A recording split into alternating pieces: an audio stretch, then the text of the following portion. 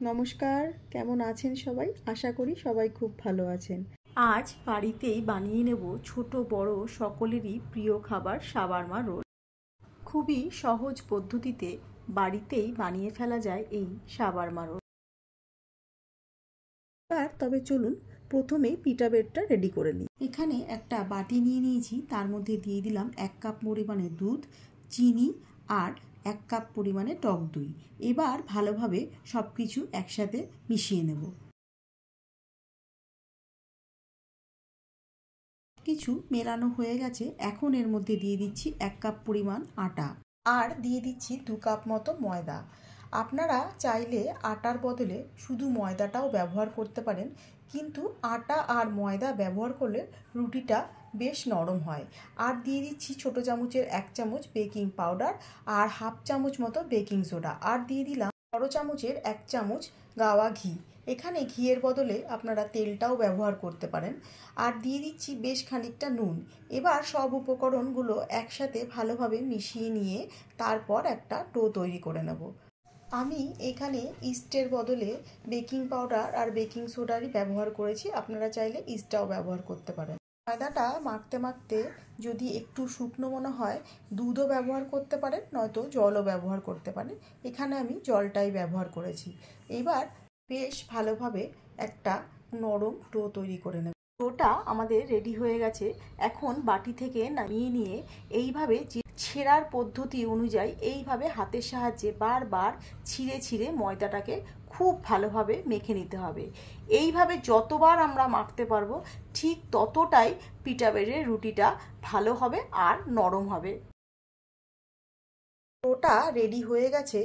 এখন হাতের সাহায্যে এইরকম মুড়িয়ে বারবার নিচের দিকে ফোল্ড করে ময়দাটাকে ভালোভাবে তেল দিয়ে মাখিয়ে তারপর একটা শুকনো কাপড় দিয়ে ঢেকে রাখতে হবে। ময়দার ডোটা রেডি হয়ে যাওয়ার পর এইভাবে 6-7 ঘন্টা রেখে দিতে পারলে বেশ ভালো হয়। এখন শাওয়ারমা রোলের ভেতরে যে স্টাফিংটা দেব তার জন্য নিয়ে নিয়েছি বেশ খানিকটা পনির। পনিরটাকে এইভাবে স্লাইস করে কেটে নেব। এতে যখন আমরা তেলে ভাজবো তখন ভাজতে আমাদের সুবিধা হবে। পনিরের গায়ে একটা মশলা মাখিয়ে পনিরটাকে ভাজতে হবে, তার জন্য একটা বেসিক মশলা এখন আমরা রেডি করে নেব। প্রথমে এর মধ্যে দিয়ে দিচ্ছি বেশ খানিকটা নুন আর দিয়ে দেব বেশ খানিকটা কাশ্মীরি লাল লঙ্কার গুঁড়ো, আর দিয়ে দেব 1 চামচ মতো জিরে গুঁড়ো, আর দিয়ে দিচ্ছি হাফ চামচ মতো গোলমরিচের গুঁড়ো। এখানে নিয়ে নিয়েছি হাফ বাটি টক দই, আর তার মধ্যে দিয়ে দিলাম হাফ চামচ মতো রসুন বাটা। রসুনটাকে আগে থেকে আমি থেতো করে রেখেছিলাম, সেটা টক দইয়ের সাথে খুব ভালোভাবে মিশিয়ে পনিরের গায়ে এইভাবে দিয়ে দেবো। এখন টক দই আর বাদবাকি মশলাগুলো দিয়ে ভালোভাবে পনিরটাকে মেখে নেব।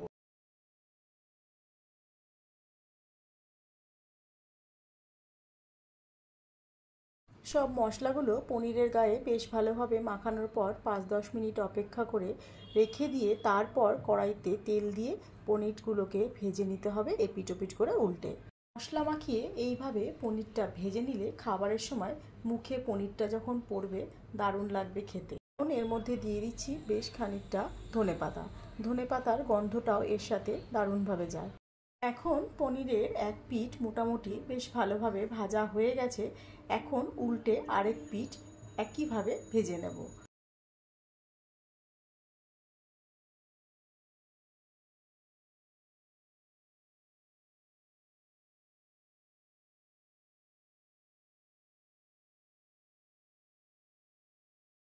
পনিরের আরেক পিঠ ভালোভাবে ভাজতে দিয়ে এবার নিয়ে নিচ্ছি মেখে রাখা ময়দার ডোটা। আবারও বেশ ভালোভাবে আগে যেরকমভাবে মেখেছিলাম আরেকবার সেই প্রসেসে মেখে নেব।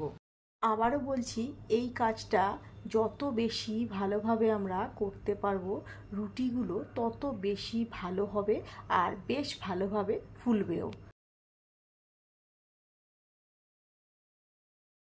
আবারও বেশ খানিকক্ষণ ময়দাটা ভালোভাবে মাখা হয়ে গেছে। এখন একে একে লেচি কেটে নেব।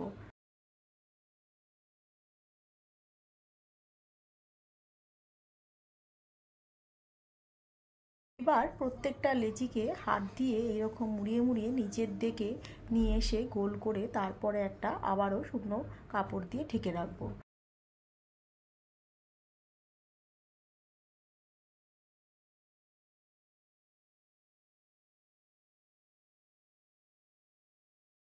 এখন এখান থেকে একটা লেচি বার করে নিয়ে তারপর রুটিটা বেলে নেব। এইভাবে ঢেকে রাখলে আটার বা ময়দার গায়ের থেকে ময়েশ্চারটা চলে যায় না। এখন এখানে নিয়ে নিয়েছি বেশ খানিকটা শুকনো ময়দা। শুকনো ময়দার মধ্যে কোট করে নিয়ে একে একে রুটিগুলো বেলে নেব।